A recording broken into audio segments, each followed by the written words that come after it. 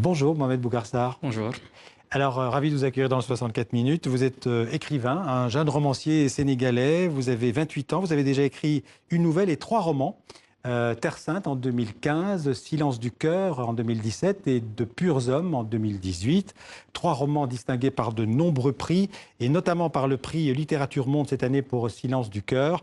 Vous participez ce week-end à Paris aux universités de la rentrée Présence africaine sur le thème des identités des diasporas africaines en France, les identités de ces minorités africaines issues de l'immigration. D'abord un mot d'ailleurs sur Présence africaine. À l'origine en 47 c'était d'abord une revue, puis en 49 c'est devenu une maison d'édition créée par le Sénégalais d'ailleurs Alioune Diop. Qu'est-ce qu'elle symbolise, cette maison d'édition, pour vous, en tant qu'écrivain africain sénégalais? Alors, évidemment, dès qu'on parle de présence africaine, on pense à de grands noms, à de grands écrivains. Vous avez parlé d'Alioune Diop, qui est le fondateur de la maison et qui était aussi un grand intellectuel. Mais on songe aussi à des noms beaucoup plus connus, peut-être. Aimé Césaire, évidemment. On songe à Léopold Sédar Senghor, même s'il n'a jamais publié dans la maison, il a accompagné la maison, à Léon Gontran Damas, à Ousmane Sembène. En somme, on songe à toute la génération de la négritude et aux luttes anticoloniales. Voilà. Même Jean-Paul Sartre qui écrit. Il n'y a pas que des auteurs africains. Camus, André Gide, Léris, Édouard Glissant. De grands noms ont soutenu, publié, accompagné cette maison. 268 auteurs au catalogue des éditions Présence africaine, c'est pas mal. Alors, vous participez, je le disais, à ces universités de la rentrée Présence africaine à Paris. Vous participerez d'ailleurs à un débat demain après-midi consacré aux nouvelles identités et différentes sexualités. Je voudrais d'abord vous faire écouter et puis réagir à une rencontre avec Ta-Nehisi Coates. C'est un écrivain et un penseur africain-américain, qui sera avec vous d'ailleurs samedi à ces universités de Présence africaine. Il est l'auteur du livre très remarqué en Europe, Une colère noire. Il a choisi d'éditer d'ailleurs ses futurs livres en français chez Présence africaine. Son dernier ouvrage, 8 ans au pouvoir, c'est sous-titré Une tragédie américaine qui regroupe en fait ses chroniques écrites durant la présidence de Barack Obama. Il y parle du racisme au quotidien et de cette Amérique minée par le suprémacisme blanc qui a ouvert, dit-il, la voie à Donald Trump. Lucie Monnier-Reyes et Bénédicte Banet de TV5 Monde ont rencontré Ta-Nehisi Coates pour TV5 Monde. On regarde. Il est ici comme chez lui, dans cette grande maison qu'il a choisi de rejoindre. Un acte militant pour Ta-Nehisi Coates, mais aussi un grand honneur d'être édité aux côtés d'auteurs qui ont accompagné les mouvements de décolonisation et qui ont porté haut la fierté noire. Oh, c'est mon rêve. One of the things that I talk about in my books is this notion of being a part of tradition. And in America, there is just a grand tradition of African-American writers, black writers. So for me, as a black person, to be part of that in America was tremendous. To reach out and be part of a broader, more global black tradition is beyond anything I could have ever dreamed of. I was a student at Howard University reading about the concepts of negritude. And so to be here, you know, in a house that made so much of that possible is very, very important to me. It's very important. Un héritage. Ta-Nehisi Coates le rappelle, notre humanité est née en Afrique. Et d'ailleurs, il doit se rendre à Dakar prochainement. I've never been to Africa. Never? Never, jamais, never. Okay. Part of our bloodlines come from there. You know, I mean, it's the place of origin, and it's not just blood, but even in the culture today of African Americans, you know, some 400 years after the commencement of enslavement in the United States, that spirit is still there. You know, there's a feeling of recognition that I felt when I lived here for a year, when I met black people here in France, whose parents, you know, were from Africa or who themselves had been born in Africa, either or. There was just a feeling of fellowship that I felt. And so I just look forward to it. Sa quête ne fait donc que commencer. Nul doute que Présence africaine accueille en son sein un auteur puissant qui s'inscrit dans la grande lignée des penseurs des 20e et 21e siècles.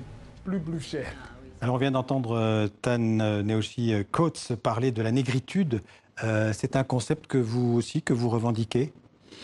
En tout cas, c'est un concept que je ne peux pas ignorer et je pense que chaque écrivain, artiste, intellectuel qui est relié d'une façon ou d'une autre au continent africain ne peut pas ignorer ce concept pour ce qu'il a apporté dans ses Qu'est-ce qu'il dit luttes. pour vous? Qu'est-ce qu'il représente pour vous? Alors, pour moi, il représente simplement un premier mouvement qui a dû être continué, qui doit encore être continué, un mouvement simplement d'affirmation, un mouvement pour lutter contre la honte qui avait été imposée par un certain nombre durant des siècles, par une certaine civilisation, et aussi un mouvement simplement de reconnaissance, de fierté. Ça a été un premier pas. Il faut maintenant le continuer. Il faut toujours chercher à dire ce que l'on est et ne plus simplement être défini. Voilà. Alors justement, aujourd'hui, en 2018, quelle est votre identité? Quelle est votre appartenance? Alors, il se trouve précisément que ce sera l'objet de ces rencontres, de ces universités de rentrée à présence africaine. Il s'agira là de dire quelle est en effet notre identité ou quelle est la somme de nos identités. Quelles sont les identités qui nous traversent, qui s'entrechoquent en nous, qui s'allient, mais aussi se font face. Voilà, il faut simplement comprendre par là qu'il y a une volonté de se redéfinir, mais au carrefour de plusieurs identités, et plus simplement dans une identité monolithique dans laquelle on peut être facilement réduit ou enfermé. Alors justement, vous êtes écrivain, vous avez choisi de vous exprimer par l'écriture. Est-ce qu'il faut vous présenter comme un écrivain sénégalais, un écrivain africain ou un écrivain francophone? Alors, je n'ai aucun problème avec tous ces qualificatifs. Quels qu'ils soient, je pense qu'ils rendent compte d'une identité que je porte en moi de toutes les manières. Qu'on me définisse donc comme écrivain sénégalais ou écrivain africain ou écrivain francophone, il se trouve que les trois sont vrais. Donc, aucun problème si on en choisit un. Il n'y a vraiment aucun souci pour ma part. Mais j'espère en tout cas qu'on dira simplement à la toute fin, qu'il a été écrivain. C'est ce qui compte. La langue française, c'est votre langue maternelle? Non, ce n'est pas ma langue maternelle, je ne peux pas dire cela, même s'il y a eu un certain nombre de voix qui ont affirmé que le français était devenu une langue maternelle pour beaucoup d'Africains, notamment. Il se trouve non que ma langue maternelle est le sérère et le restera. Pour le reste, tout le reste sont des langues que j'ai apprises au cours de ma vie. Ce sont des langues de pratique, des langues de tête, des langues de travail, peut-être, mais la seule langue maternelle que je me reconnais, en tout cas ma langue première, c'est le sérère. Vous écrivez en français, vous écrirez toujours en français?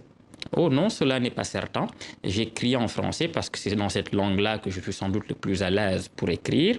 Mais je crois qu'un jour viendra, je l'espère, où j'écrirai dans ma langue maternelle, le sérère, ou dans une des langues du Sénégal, le wolof peut-être. Mais il se trouve que cela pose beaucoup de questions. Je pense qu'on n'a pas tout le temps de développer ça. Mais je crois que pour écrire dans les langues nationales, lorsqu'on est un Africain, peut-être que le moyen privilégié, c'est de faire du théâtre, c'est-à-dire une langue qui n'aura pas forcément besoin d'être lue, mais dont la finalité sera d'être jouée, donc entendue. Vous avez vu, on a beaucoup parlé dans ce journal de la fin du sommet de la francophonie. Qu'est-ce que ça représente, ce concept de francophonie, de cette organisation de la francophonie? Alors, pour moi, je reste quand même assez nostalgique, c'est-à-dire que pour moi, la découverte de la francophonie a d'abord été la découverte des grands auteurs de langue française, d'où qu'ils soient, du Cameroun, d'Haïti, de la France, etc. Donc moi, la francophonie, ça a d'abord eu ce sens-là, vraiment, celui d'une découverte, d'une entrée dans d'autres imaginaires, d'autres auteurs. Ensuite sont venues toutes les questions politiques. Aujourd'hui, je crois que la francophonie doit d'abord être culturelle, toujours être une richesse à travers la langue, avant que d'être cette institution politique qui est beaucoup décriée, parfois à raison, parfois à tort aussi, mais très souvent à raison quand même.